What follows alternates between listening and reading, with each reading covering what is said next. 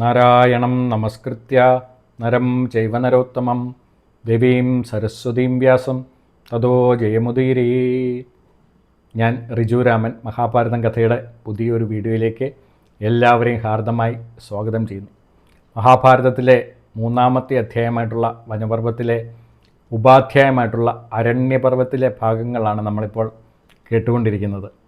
കഴിഞ്ഞ ഒരു വീഡിയോയിൽ കാട്ടിലേക്ക് പോയ പാണ്ഡവരോടൊപ്പം കുറേ ബ്രാഹ്മണ ശ്രേഷ്ഠന്മാരും കൂടി അവരോടൊപ്പം കൂടി.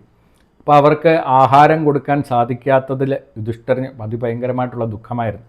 അപ്പം രാജാവായിട്ടുള്ള യുധിഷ്ഠിരൻ അവർക്കുള്ള ആഹാരം കൂടി കൊടുക്കണം എന്നുള്ള ഭയങ്കരമായിട്ടുള്ള തീക്ഷ്ണമായിട്ടുള്ള ആഗ്രഹം കാരണം അതിനുള്ള മാർഗം എന്താണെന്ന് അറിയാൻ വേണ്ടിയിട്ട് ഭയങ്കരമായിട്ടുള്ള വിഷമവുമായിട്ട് ധൗമ്യൻ്റെ അടുത്ത് ചെന്നു. ധൗമ്യനാണ് പുരോഹിതൻ ഇവരുടെ.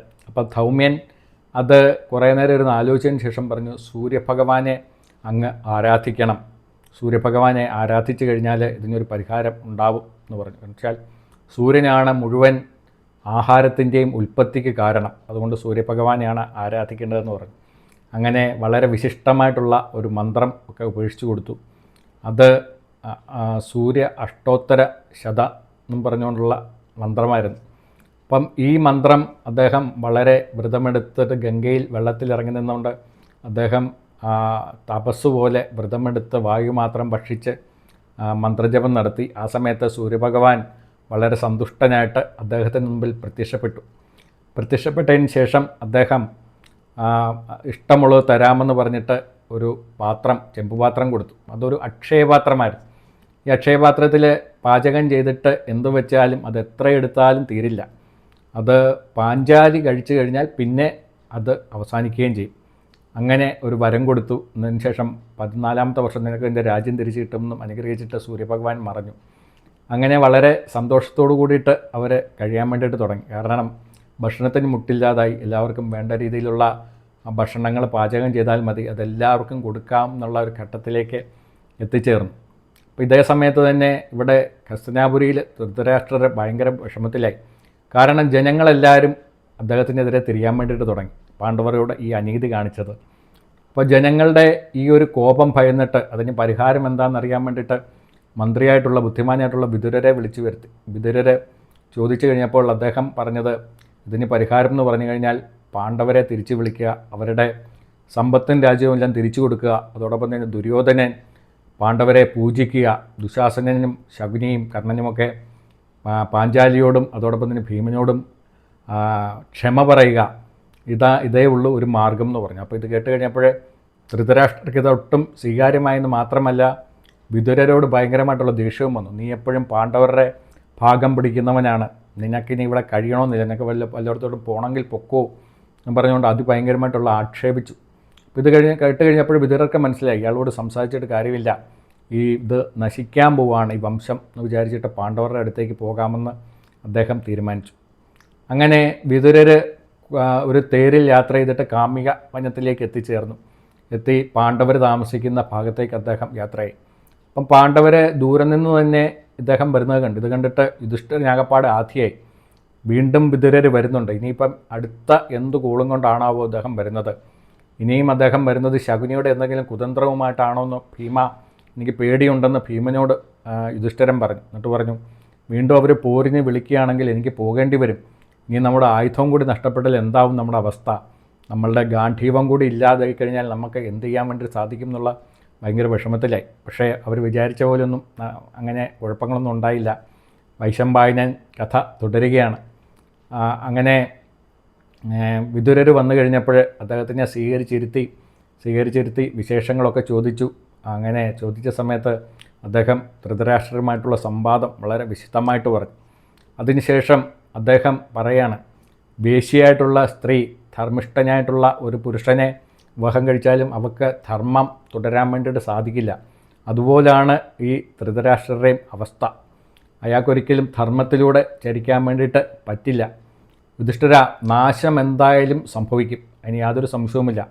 കൗരവരുടെ നന്മയ്ക്ക് വേണ്ടിയിട്ടല്ല ഈ ധൃതരാഷ്ട്രരുടെ പുറപ്പാട്. അങ്ങനെയാണ് ലക്ഷണങ്ങൾ കണ്ടുകൊണ്ടിരിക്കുന്നത്. താമരയിലയിൽ വെള്ളം വീണാൽ എങ്ങനെയാണോ തെന്നിപ്പോകുന്നത്, അതുപോലെ എൻ്റെ ഉപദേശങ്ങളെല്ലാം പാഴായിപ്പോയിക്കൊണ്ടിരിക്കുകയാണ്. എന്നാലും ഞാൻ നിനക്ക് കുറച്ച് ഉപദേശങ്ങൾ തരാം. ഞാൻ നേരത്തെ തന്ന ഉപദേശങ്ങളൊക്കെ ഓർക്കുന്നുണ്ടല്ലോ യുധിഷ്ഠിര എന്ന് വിദുരർ ചോദിക്കും. അതിനുശേഷം വിദുരർ കുറച്ച് ഉപദേശങ്ങൾ കൂടി ഈ യുധിഷ്ഠിരന് കൊടുക്കുകയാണ്. എന്നിട്ട് ആദ്യം അദ്ദേഹം പറയുന്നത്, അനുയായികൾക്ക് സ്വന്തം സ്വത്ത് പകർത്തു കൊടുക്കുന്ന ആൾക്ക് ഒരാപത്ത് വരുന്ന സമയത്ത് അനുയായികളെല്ലാവരും ഒപ്പം കാണും. അതാണ് ആദ്യം കൊടുത്ത ഉപദേശം. പിന്നെ പറഞ്ഞു, പാഴ്വാക്കുകൾ വെറുതെ പറയരുത്. നിൻ്റെ പ്രിയപ്പെട്ടവരുടെ ഒപ്പം ഇരുന്ന് ആഹാരം കഴിക്കുക. അതോടൊപ്പം തന്നെ സുഹൃത്തുക്കളോട് ഒപ്പം ഇരിക്കുന്ന സമയത്ത് അവരെ കഴിഞ്ഞും ഉയർന്നവൻ എന്നുള്ള നിലയിൽ നീ പെരുമാറരുത്. അങ്ങനെയാണെങ്കിൽ നീ അഭിവൃദ്ധി പ്രാപിക്കുന്ന ഒരു രാജാവായിട്ട് മാറും എന്നുള്ള ഉപദേശങ്ങൾ കൊടുത്തു. അപ്പോൾ യുധിഷ്ഠിരൻ പറഞ്ഞു, അങ്ങ് പറയുന്നത് പോലെ എല്ലാം ഞങ്ങൾ ചെയ്തുകൊണ്ടിരിക്കുന്നുണ്ട്. ഇനിയും അങ്ങ് പറയുന്നത് പോലെ തന്നെ ഞങ്ങൾ ചെയ്യാമെന്ന് പറഞ്ഞു. അപ്പം വൈശമ്പായനൻ കഥ തുടരുകയാണ്. വിദുരർ തന്നെ വിട്ട് പാണ്ഡവരുടെ അടുത്തേക്ക് പോയി എന്നുള്ള വിവരമറിഞ്ഞിട്ട് ധൃതരാഷ്ട്രർക്ക് വീണ്ടും അടുത്ത ദുഃഖമായി. അയാൾ ദുഃഖം സഹിക്കാൻ പറ്റാതായി. കാരണം വെച്ചാൽ പാണ്ഡവരുടെ കൂട്ടത്തിൽ വിദുരർ പോയി കഴിഞ്ഞാൽ പാണ്ഡവരുടെ ശക്തി വീണ്ടും വർദ്ധിക്കും എന്നുള്ള കാര്യം ഈ അന്ധരാജാവിന് അറിയാമായിരുന്നു. അങ്ങനെ ആ ആധി പിടിച്ച് ഒരു ദിവസം രാജാവ് ആ രാജകൊട്ടാരത്തിൽ തന്നെ ബോധം കെട്ട് വീണു. ബോധം വീണ് കഴിഞ്ഞപ്പോൾ അടുത്ത് നിന്ന സഞ്ജയനോട് വിദുരർ പറഞ്ഞു, സഞ്ജയ, നീ പോയിട്ട് വിദുരർ എവിടെയാണെന്ന് അന്വേഷിച്ച് കണ്ടുപിടിച്ചുകൊണ്ട് വരണം. അവനിപ്പോൾ ജീവിച്ചിരിപ്പുണ്ടോ എന്ന് പോലും അറിയില്ല. വിദുരർ തിരിച്ചു വന്നില്ലെങ്കിൽ ഞാൻ ഉറപ്പായിട്ടും മരിക്കും. ഇവരിങ്ങനെയാണ്, മരണഭീഷണിയാണ് ഇടയ്ക്കിടയ്ക്ക് അച്ഛനും മോനും മാറി മാറി മുഴക്കിക്കൊണ്ടിരിക്കുകയാണ്. അപ്പോൾ വൈശമ്പായനൻ പറഞ്ഞു, രാജാവിൻ്റെ വാക്കുകളെ ബഹുമാനിച്ച് സഞ്ജയൻ കാമിക വനത്തിലേക്ക് പുറപ്പെട്ടു. അവിടെ ചെന്നിട്ട് അദ്ദേഹം വിദുരരെ കണ്ടു. വിദുരരെ കണ്ടിട്ട് വിവരങ്ങളൊക്കെ പറഞ്ഞിട്ട് പറഞ്ഞു, രാജകൽപ്പനയുണ്ട്, അങ്ങ് എത്രയും പെട്ടെന്ന് തന്നെ തിരിച്ച് കൊട്ടാരത്തിലേക്ക് വരണമെന്ന്.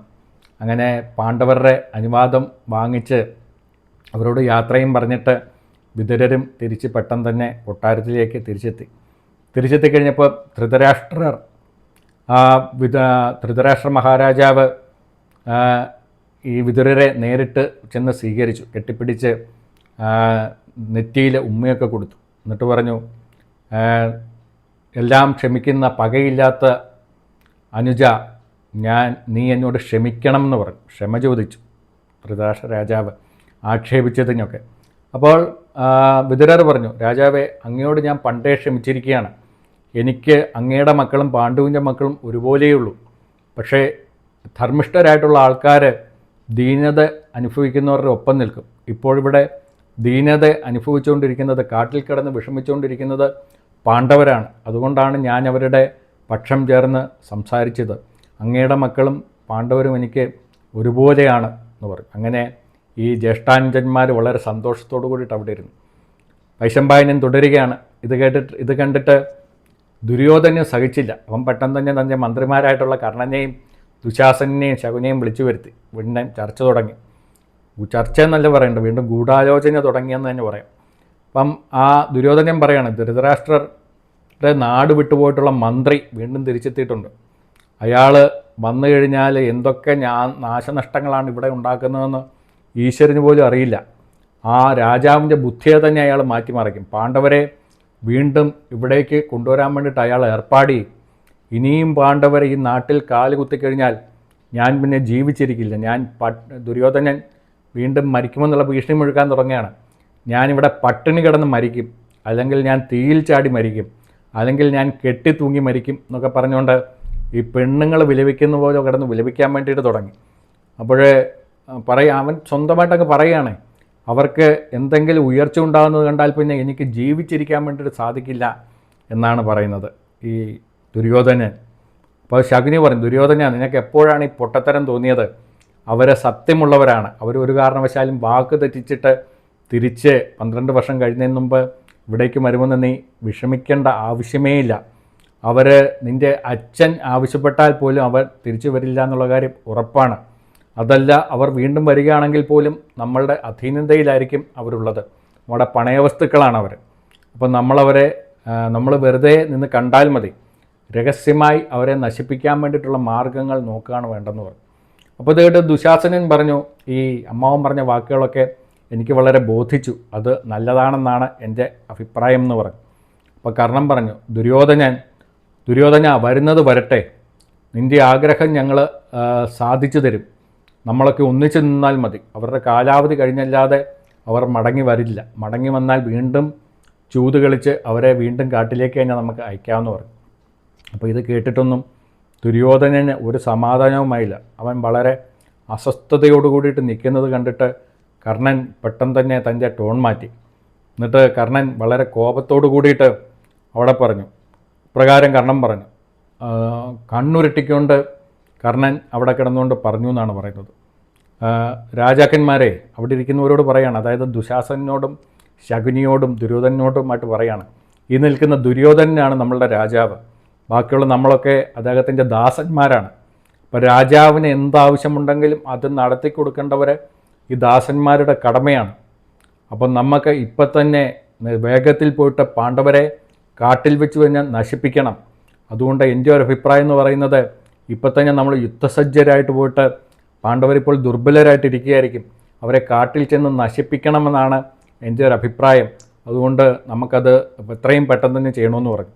ഇത് കേട്ടിട്ട് ഇവർ പെട്ടെന്ന് തന്നെ അതിനു വേണ്ടിയിട്ട് തയ്യാറായി. അങ്ങനെ കർണനും ദുശാസനനും ദുര്യോധനനും അതിനോടൊപ്പം തന്നെ ശകുനിയും അവർ 4 പേരും 4 തേരുകളിലായിട്ട് ആയുധങ്ങളുമൊക്കെ സംഭരിച്ച് പടച്ചട്ടയും ഒക്കെ അണിഞ്ഞിട്ട് യുദ്ധത്തിന് വേണ്ടിയിട്ട് തേരിൽ കയറി പുറപ്പെട്ടു. ഈ സമയത്ത് ഭഗവാൻ വ്യാസൻ തൻ്റെ ദിവ്യദൃഷ്ടി കൊണ്ട് ഇവർ ചെയ്യാൻ പോകുന്ന കാര്യം എന്താണെന്ന് മനസ്സിലാക്കി അദ്ദേഹം ഇവരുടെ മുമ്പിൽ പ്രത്യക്ഷപ്പെട്ടിട്ട് ഇവരെ തടഞ്ഞു നിർത്തിയതിന് ശേഷം അദ്ദേഹം ധൃതരാഷ്ട്രരുടെ അടുത്തേക്ക് ചെന്നു. എന്നിട്ട് പറഞ്ഞു, അന്തരാജാവേ, നിൻ്റെ മന്ദബുദ്ധിയായിട്ടുള്ള മകൻ എന്താണ് ചെയ്യുന്നതെന്ന് നീ കണ്ടോ? അവൻ പാണ്ഡവരെ കൊല്ലാൻ വേണ്ടിയിട്ട് കാട്ടിലേക്ക് പോകാൻ വേണ്ടിയിട്ട് തയ്യാറായിട്ട് നിൽക്കുകയാണ്. അവൻ കാട്ടിലേക്ക് പോയി കഴിഞ്ഞാൽ അവരെ കൊല്ലത്തില്ലെന്ന് മാത്രമല്ല, അവന് ജീവനോടെ തിരിച്ചു വരാൻ പറ്റുമെന്ന് നീ വിചാരിക്കണ്ട. അതുകൊണ്ട് നീ അവനെ തടഞ്ഞോളാൻ പറഞ്ഞു. എന്നിട്ട് അദ്ദേഹം പറഞ്ഞു, നിൻ്റെ പാപിയായിട്ടുള്ള പുത്രൻ അവൻ ചെയ്തിട്ടുള്ള പാപങ്ങൾക്ക് കണക്കും കഴിവില്ല. അവൻ ചതി ചെയ്തിട്ടാണ് അവർ പാണ്ഡവരെ കാട്ടിലേക്ക് അയച്ചത്. അതെനിക്ക് ഒട്ടും പിടിച്ചിട്ടില്ല. അവർ ഈ ചതി ആലോചിച്ച് ഈ 13 വർഷം അവിടെ കഴിയും. അതിനുശേഷം അവർ വന്ന് പ്രതികാരം ചെയ്യുകയും ചെയ്യും, അതിന് യാതൊരു സംശയമില്ല. അതുകൊണ്ട് വ്യാസൻ ദ്രോണരോടും അതോടൊപ്പം തന്നെ ഭീഷ്മരോടും ധൃതരാഷ്ട്രരോടും പറഞ്ഞു, നിങ്ങൾ എന്തെങ്കിലുമൊക്കെ മാർഗങ്ങൾ കണ്ടുപിടിച്ചോണം. സ്വജനങ്ങളോടുള്ള ശത്രുത എത്ര ചീത്തയാണെന്ന് നീ ഓർക്കണം. ധൃതരാഷ്ട്രരോട് പ്രത്യേകം പറയാണ്, അത് വലിയ അധർമ്മമാണ്. നിൻ്റെ മകനായിട്ടുള്ള വിഡ്ഢിക്ക് അവനെ ഈ പാണ്ഡവരോടുള്ള അസൂയ ഒരിക്കലും നിയന്ത്രിക്കാൻ വേണ്ടിയിട്ട് പറ്റില്ല. അത് നിയന്ത്രിച്ചില്ല എങ്കിൽ അവർക്ക് സർവനാശമുണ്ടാകുമെന്നുള്ള കാര്യം അതിൽ യാതൊരു സംശയമില്ല എന്ന് പറഞ്ഞു. അപ്പം ധൃതരാഷ്ട്രർ ഇത് കേട്ടിട്ട് പറഞ്ഞു, മുനെ, എനിക്ക് താല്പര്യമുണ്ടായിട്ടുള്ള ചൂതുണ്ടായത്. ഇത് വിധിപ്രകാരം വിധി പോലെ അത് സംഭവിക്കുകയാണ് ചെയ്തത്. ഭീഷ്മർക്കും ദ്രോണർക്കും ഒന്നും ഈ ചൂത്, വിതുരർക്കൊന്നും ഈ ചൂത് ബോധിച്ചിട്ടില്ല. അതോടൊപ്പം തന്നെ ഭാര്യയായിട്ടുള്ള ആ ഗാന്ധാരിക്കും ഇതിനോട് ഭയങ്കര എതിർപ്പായിരുന്നു. പിന്നെ ഇത് എല്ലാം ചൂതിലുള്ള ഭ്രമം കൊണ്ട് സംഭവിച്ചിട്ടുള്ള ഒരു കാര്യമാണ്. എൻ്റെ ദുഷ്ടനായിട്ടുള്ള പുത്രനായിട്ടുള്ള ദുര്യോധനനെ അവനെ ഒരിക്കലും എനിക്ക് തള്ളിപ്പറയാൻ വേണ്ടിയിട്ട് പറ്റില്ല. അവൻ ചെയ്യുന്നത് തെറ്റാണെന്ന് എനിക്കറിയാം. എന്നാലും എൻ്റെ പുത്രസ്നേഹം കാരണം എനിക്ക് അവനെ ഒരിക്കലും തള്ളിപ്പറയാൻ പറ്റില്ല എന്നാണ് ധൃതരാഷ്ട്രർ പറഞ്ഞ് അവസാനിപ്പിച്ചത്. അപ്പം നമുക്ക് ബാക്കിയുള്ള ഭാഗം പുതിയൊരു വീഡിയോയിൽ കേൾക്കാം.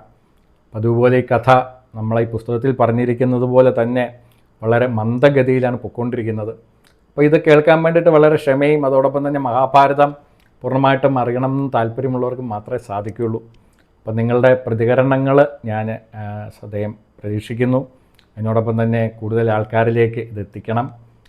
രാമു എന്ന് പറയുന്ന എൻ്റെ ഒരു സുഹൃത്ത്, വീണ്ടും ഞാൻ പറയണം, അദ്ദേഹം എന്നെ നല്ല രീതിയിൽ സഹായിച്ചുകൊണ്ടിരിക്കുന്നുണ്ട്. നിങ്ങളുടെ ഓരോരുത്തരുടെ സഹകരണം ഞാൻ കൂടുതൽ പ്രതീക്ഷിക്കുകയാണ് വലിയൊരു സംരംഭത്തിന് വേണ്ടിയിട്ട്. അപ്പം നമുക്ക് പുതിയൊരു വീഡിയോയിൽ വീണ്ടും കാണാം. നമസ്കാരം.